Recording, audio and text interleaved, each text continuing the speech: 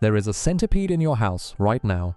You may have seen it last week, in the bathroom, or running along the baseboard in the hallway at night, moving with that fast, fluid, slightly alarming speed that makes most people either recoil or reach immediately for something heavy.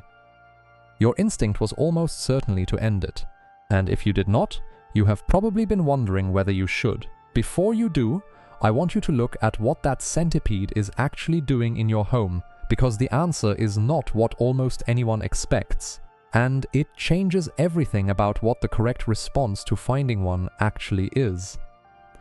Today, we are going to follow that centipede properly. We are going to find out what it is, why it is in your home, what it has been doing in the hours since you saw it, and why pest control professionals and entomologists who study Scutigera coleoptrata, the common house centipede, consistently describe it not as a pest that has invaded your living space, but as a predator that has established residency in your home for a specific and entirely self-interested reason. By the end, I think you will understand why removing a house centipede from your home is one of the least effective pest control decisions you can make, and why the thing most people are doing when they kill one is removing the only animal in their house that was actively hunting everything else. Let us start with what the house centipede actually is, because almost everyone who has ever startled at one has never stopped to examine it properly. Scutigera coleoptrata is not the large aggressive centipede of tropical environments that appears in documentaries about dangerous animals. It is a small, slender arthropod, typically between 2 and 5 centimeters in body length, with 15 pairs of long, delicate legs that trail behind it as it moves, and that give it a visual appearance far more alarming than anything about its biology warrants. It has 2 long antennae at the front and 2 long posterior legs at the rear that make it look as though it might be moving in either direction simultaneously. It sees well for an arthropod, with a pair of compound eyes that can detect movement across a wide field of view. It moves fast. It prefers cool, dark, humid spaces. And it has been living alongside human beings, inside their structures, for so long and so successfully that it is now found on every inhabited continent, having spread from its probable origin in the Mediterranean region across thousands of years of human movement and trade. The house centipede is a predator. This is the foundational fact that almost everyone who encounters one misses completely, because the speed and the legs create an impression of something alien and threatening rather than something that is hunting. But hunting is exactly what it is doing. Scutigera coleoptrata is an obligate predator of other arthropods, meaning it cannot survive on plant material or decomposing organic matter, and must catch, kill, and consume living prey to survive.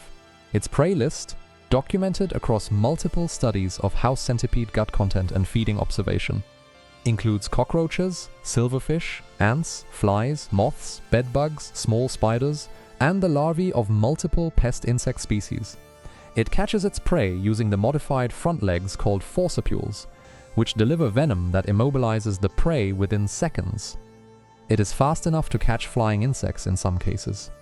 It hunts primarily at night, which is why most people encounter it only after dark, and why the apparent coincidence of having centipedes and having other insects in the same building tends to resolve in a specific direction over time.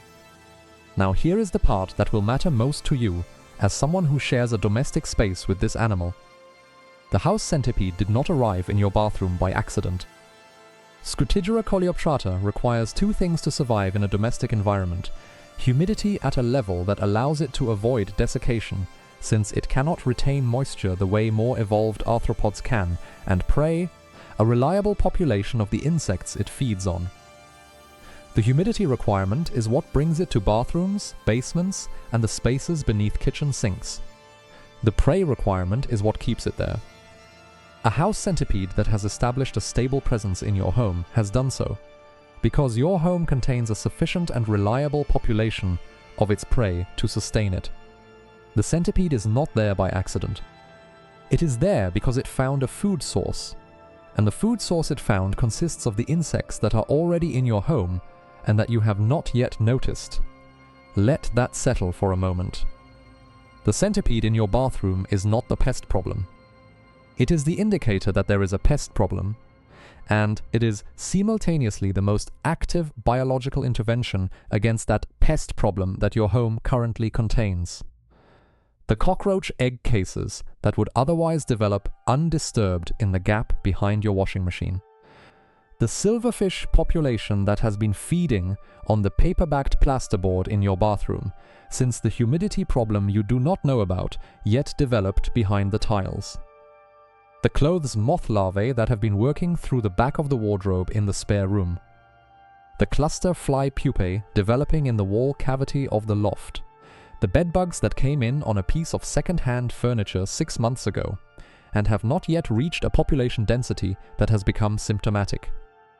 All of these scenarios play out in domestic buildings regularly, invisibly, and the house centipede is the only animal sharing your building that is actively hunting all of them simultaneously, in the dark, while you are asleep, without any product, without any cost, and without any instruction from you. The hunting strategy itself is worth understanding because it is more sophisticated than it looks. Scutigera coleoptrata does not build a web and wait. It actively forages, moving through the building in a nightly circuit that covers the spaces between walls, the underside of furniture, the gap beneath doors, and the areas behind appliances where pest insects typically shelter and breed. It uses its antennae to detect chemical signals left by other arthropods and its compound eyes to track movement in low light. When it detects prey, it lunges with a speed that has been measured at approximately 40 body lengths per second, which in human terms would be the equivalent of a person sprinting at several hundred kilometers per hour. The forcipules inject venom within milliseconds of contact. The prey is paralyzed before it can trigger an alarm response or escape.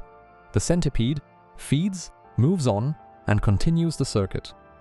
A house centipede living permanently in your building is running this circuit every night. It is covering territory that you never inspect, hunting in spaces that no spray can reach reliably, and removing prey before that prey has the opportunity to breed. Unlike a surface insecticide application, which kills the insects present at the moment of application and leaves a residue that degrades within weeks, the centipede's hunting operation is continuous, self-renewing, and responsive to actual prey availability rather than to a scheduled application. It ramps up when prey is abundant and reduces its consumption when prey is scarce, creating a self-regulating equilibrium that no chemical intervention replicates. The sting risk is the objection that almost everyone raises at this point, and it deserves a precise and honest answer. Scutigera coleoptrata can bite. It has forcipules that are capable of penetrating human skin, and a bite from a house centipede produces a localized pain response comparable to a mild bee sting, which resolves within a few hours in the overwhelming majority of cases. For the small proportion of people who have a specific venom sensitivity, a more significant local reaction is possible. Death or serious systemic reaction from a house centipede bite in a healthy adult has not been documented as a clinical outcome in the medical literature. The bite risk from a house centipede in a domestic environment is also largely theoretical in practice, because Scutigera coleoptrata does not bite in defense or exploration. It bites to capture prey. A house centipede that encounters a human being runs away, fast. It has no interest in you as either a threat or a food source, and the speed of its retreat from human presence is one of the most consistently documented behaviors of the species in domestic environments. What makes the house centipede genuinely irreplaceable as a building resident is a function that has nothing to do with what it kills and everything to do with when it operates. Almost all the significant pest insects in a domestic building are most active and most vulnerable at night. During the hours when human inspection, natural light, and the disturbance of household activity are absent, cockroaches emerge to feed after dark. Silverfish peak in activity in the small hours. Clothes moths lay eggs undisturbed in the deep night. The house centipede is one of the very few predators that operates on exactly this schedule in exactly these spaces, and its combination of speed, venom, and nocturnal foraging habit makes it a biological match for its prey in a way that almost nothing else that naturally occurs in a domestic environment can replicate. So what should you actually do about the house centipede in your home? In the overwhelming majority of cases, nothing. Leave it where it is. The specific location where you found it is, as with the silverfish, diagnostic information about where in your building the humidity or prey population it requires is sufficient to sustain it. If you are finding centipedes regularly in a specific area, that area deserves investigation, not for centipede removal, but for the moisture source or prey population that is maintaining them there. Centipedes do not infest in the sense that pest insects infest. A house has exactly as many centipedes as the prey population within it can sustain. The number of centipedes you see is a ceiling set by ecology, rather than a runaway problem that will compound without intervention. If the humidity in a specific area is consistently high enough to support the centipede population you are observing, that humidity warrants addressing in its own right, using the same logic that applies to the silverfish. Improved ventilation and the removal of moisture sources will reduce the environmental conditions the centipede requires. But removing the centipede while the moisture and prey remain will simply be replaced by a new centipede that finds the same viable habitat faster than you can remove the individuals. What you should not do is apply a broad-spectrum insecticide in the area where you found the house centipede, for the obvious reason that a broad-spectrum insecticide does not distinguish between the centipede and the prey it was hunting. Removing both the predator and a proportion of its prey leaves the surviving prey in an environment with no biological pressure on its population, and without the centipede's nightly hunting operation suppressing reproduction, the pest insects will recover their numbers faster than the centipede, which produces far fewer offspring. Can be replaced. The house centipede has been living inside human structures for longer than recorded history. It followed human beings into the buildings they made because the buildings contained exactly the prey assemblage it needs to thrive. It is nocturnal, fast, venomous to its prey, and almost entirely harmless to its human housemates. It is hunting your cockroaches, your silverfish, your clothes moths, and potentially your bedbugs in the dark every night, without any awareness that it is providing you with a service. It is doing this because your building contains the prey it requires, and it is doing it more efficiently and more continuously than any product under your kitchen sink has ever managed. The centipede in your hallway is not a problem that arrived in your home. It is a solution that found its way in, assessed the situation, and decided your house was worth staying in. The question is not whether you should remove it.